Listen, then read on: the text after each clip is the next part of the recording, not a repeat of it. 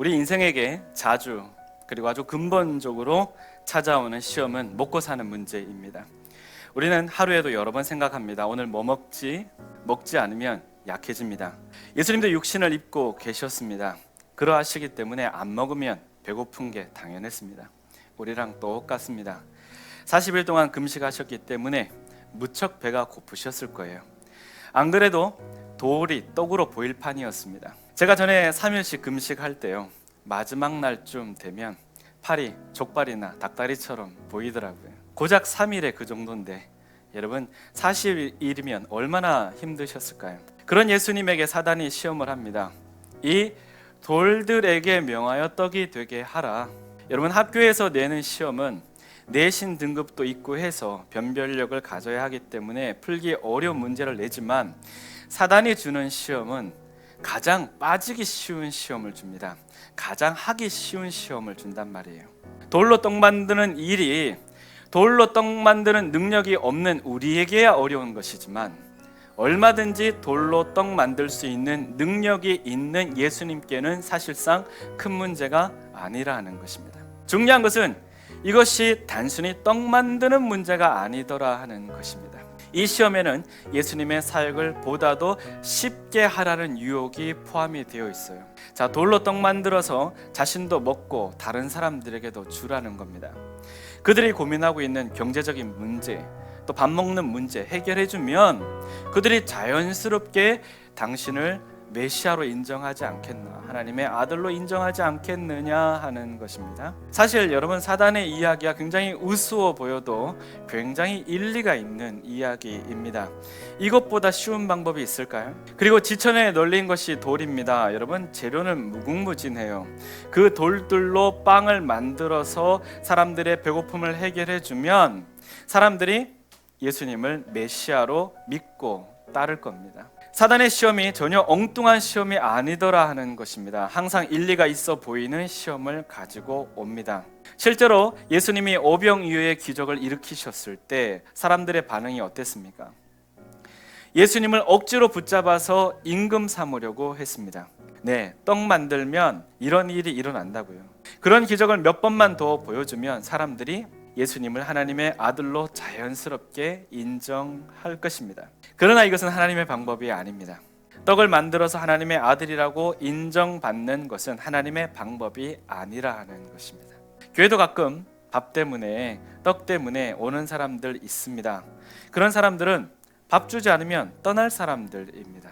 그래서 예수님은 군중들을 떠나 혼자 산으로 가셨습니다. 그리고 이튿날 갈릴리 바다 건너편까지 군중들이 예수님을 찾아오는데요, 예수님이 그 군중들을 보면서 뭐라 하셨을까요? 떡 그 이상도 그 이하도 아니라 하는 겁니다. 딱 거기까지라 하는 겁니다.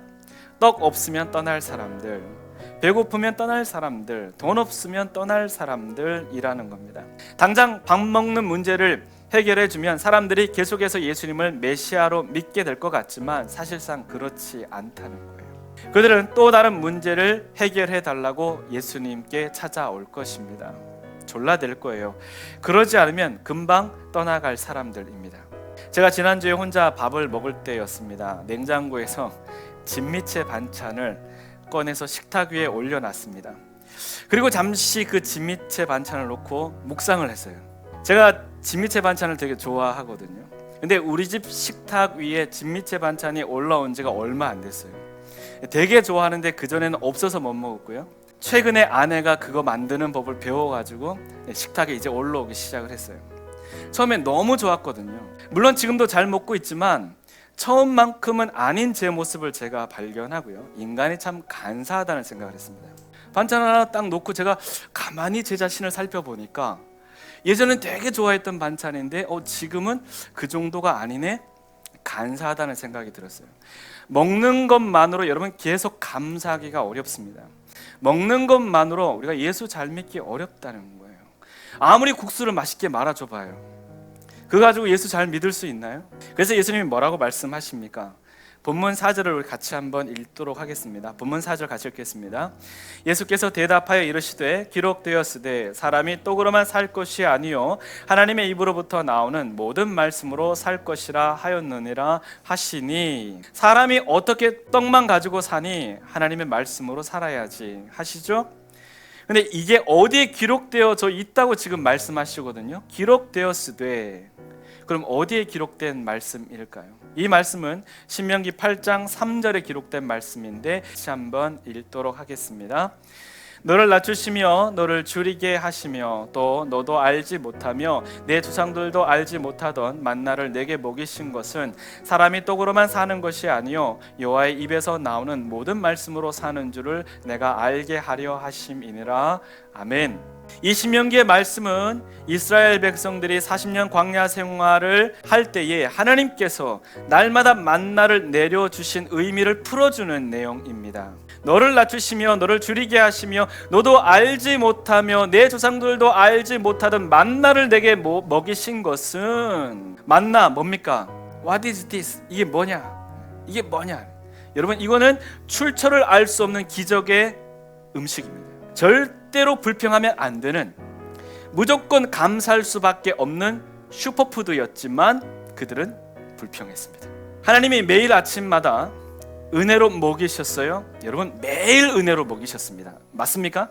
만나는 저절로 오는 게 아닙니다. 매일 은혜로, 사랑으로 먹이셨습니다. 하지만 결국 그들은 그 음식이 지겹다며 불평을 했습니다. 이게 우리 인생이에요. 분명 만나가 없었더라면 이스라엘 백성들은 굶어 죽었을 겁니다. 그런데도 감사는커녕 불평했습니다. 모세는 이스라엘 백성들이 가나안 땅에 들어가기 전에 마지막으로 이 부분을 분명히 짚고 넘어가고 싶었어요. 확실하게 분명하게 이해하게 해주고 싶었습니다. 너희들이 지금 이렇게 살아있는 이유는 만나 때문이 아니라 하나님 때문이다. 그들이 만나를 먹었기 때문에 살아있는 것이 아니라 하나님께서 만나를 주셨기 때문에 살아있다는 사실을 믿고 또 명심해야 된다 하는 것입니다. 사람의 생존에 가장 필수적인 요소는 밥이 아니라 그 밥을 주시는 하나님이십니다. 여러분, 믿으십니까? 우리의 인생의 생존의 필수 요소는 밥이 아니라 그 밥을 주시는 하나님이십니다. 그렇다고 떡을 부인하는 거 아니죠. 여러분, 사람은 떡을 먹어야 삽니다. 그래서 모세도, 예수님도 떡으로만이라고 그랬어요. 떡으로만. 인생이 떡 가지고 살아야 하지만 떡만 가지고 살면 안 된다는 말씀입니다. 그래서 예수님도 주기도문에서 뭐라고 하셨습니까? 일용할 양식을 달라 해라. 하나님께, 아버지께 일용할 양식을 달라 해라. 여러분, 자녀들이 배고프면 집에서 엄마 밥 줘 하잖아요. 뭐가 다릅니까? 제가 봤을 땐 똑같아요. 엄마 나 배고파, 아빠 나 배고파, 밥 줘. 하나님 앞에 일용할 양식을 구하는 것은 당연하고 은혜입니다. 사랑이에요. 인간에게는 반드시 떡이 있어야 합니다. 그러나 그것을 목표로 한 인생은 무너질 수밖에 없다는 거예요. 밥을 배불리 잘 먹는다고 해서 잘 사는 게 아니에요.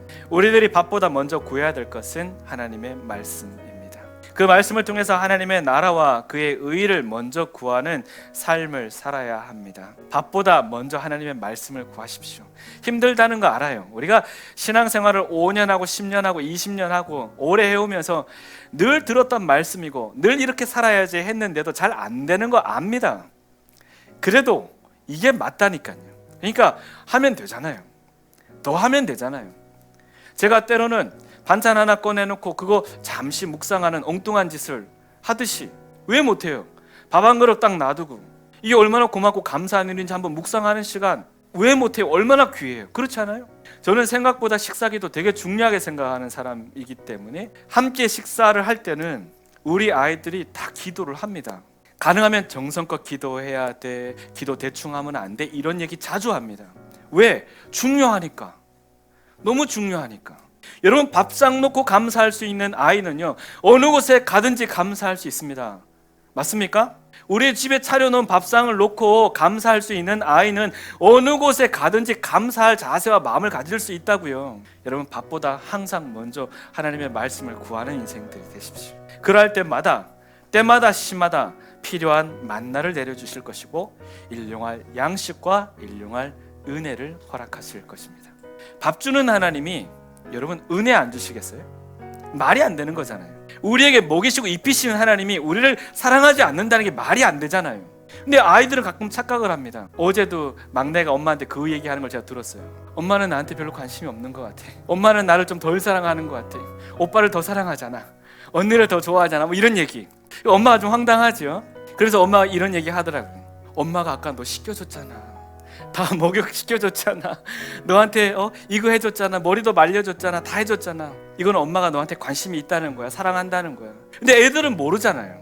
비록 현상적으로 인간인지라 여러분 다 사랑하고 표현하는 거 어려울 수 있습니다. 애들이 뭐 그렇게 느낄 수도 있어요. 그러나 기본적으로 사랑하는 거에 사랑하지 않는 거예요.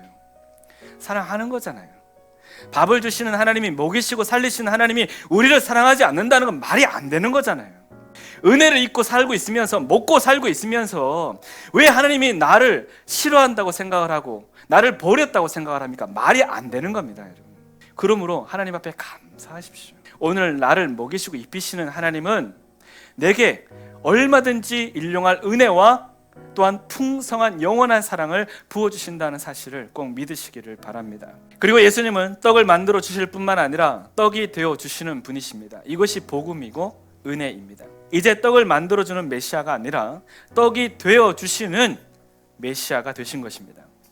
우리 요한복음 6장 35절 말씀을 같이 한번 읽도록 하겠습니다. 같이 읽겠습니다. 나는 생명의 떡이니 내게 오는 자는 결코 줄이지 아니할 터이요 나를 믿는 자는 영원히 목마르지 아니하리라. 아멘. 자, 다른 것으로 떡을 만들어 제공하는 사역이 아니라 생명의 떡이 되셔서 목마른 자로 줄인 자로 먹이시는, 그래서 그것을 먹는 자마다 영생의 은혜를 누리도록 하시는 우리 주님의 놀라운 사역을 보십시오. 떡을 만드는 사역은, 떡을 만들어주는 메시아는 공간과 시간의 제약이 있습니다. 그렇죠? 그 공간에 그 시간에 함께하는 사람만 배불리 먹어요.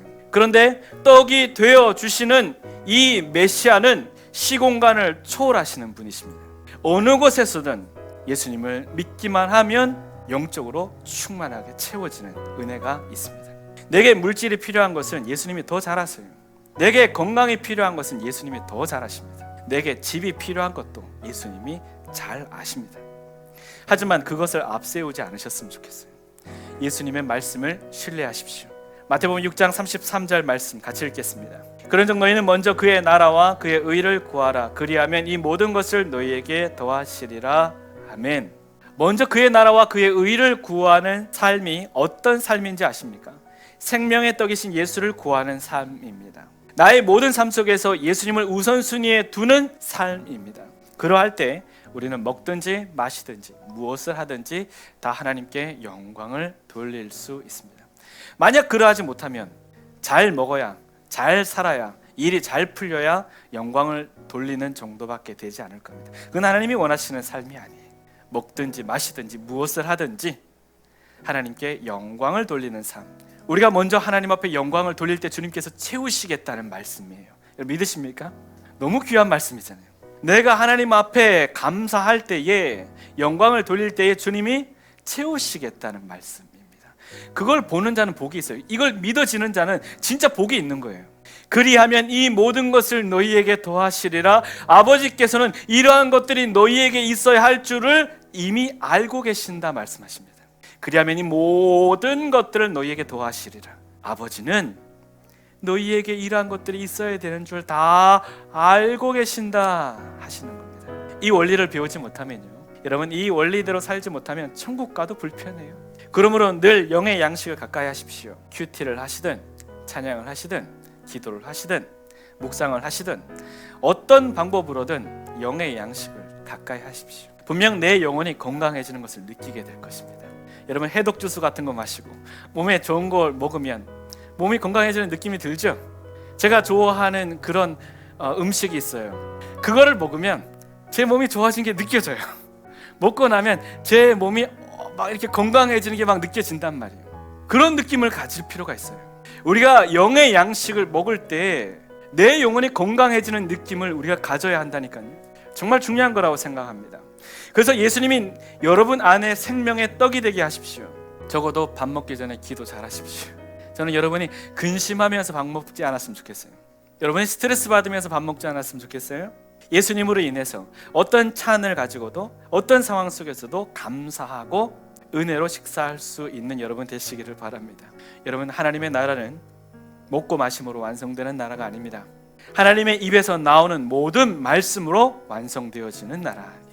예수님의 말씀처럼 지금도 말씀하시는 하나님, 여호와의 입에서 나오는 모든 말씀으로 살리라 하신 말씀처럼 이미 우리에게 충분히 말씀하셨고 또 앞으로도 끊임없이 변함없이 우리에게 말씀하실, 그 말씀으로 우리를 채우실 그 하나님 아버지를 신뢰하십시오. 결국 우리의 인생은 먹고 사는 문제입니다. 중요한 건 뭘 먹느냐 하는 것이죠. 맞아요. 진짜 맞는 얘기예요. 중요한 것은 뭘 먹느냐 하는 것입니다. 잘 먹어야죠. 정말 잘 먹어야죠. 세상 음식도 잘 가려 먹어야죠. 라면 먹고 싶다는 생각 들다가도 이거 먹으면 수명이 한 며칠 단축될 것 같은데 이 생각 들으면 잘 안 먹어져요. 이런 음식 가려서 먹어야죠. 뭘 먹느냐가 중요하죠. 근데 이 세상의 그 어떤 건강한 음식보다도 영의 양식을 먼저 취할 수 있는 은혜의 종들 되십시오.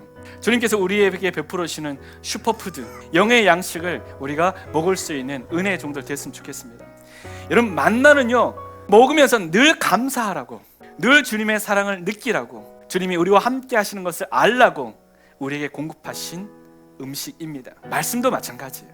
말씀을 먹으면 늘 우리를 사랑하시는 걸 알라고, 늘 우리를 지켜보호하시는 것을 깨달으라고, 믿으라고 우리에게 주시는 음식이란 말이에요. 그걸 먹으면서 우리는 더 확신을 가지고 또 소망 가운데 설 수 있는 것입니다. 밥 먹듯이 말씀을 가까이 하십시오. 밥 먹기 전에 말씀 먼저 먹으십시오. 말씀으로 생명의 떡이 되시는 예수님이 내 안에 계시기를 소망합니다. 생명의 떡이신 예수님이 우리 안에 거하시도록 좀 다르게 사십시오. 좀 더 열심히 사시고, 좀 더 경건하게 사시고, 좀 더 성실하게 사시며, 좀 더 거룩하게 사십시오.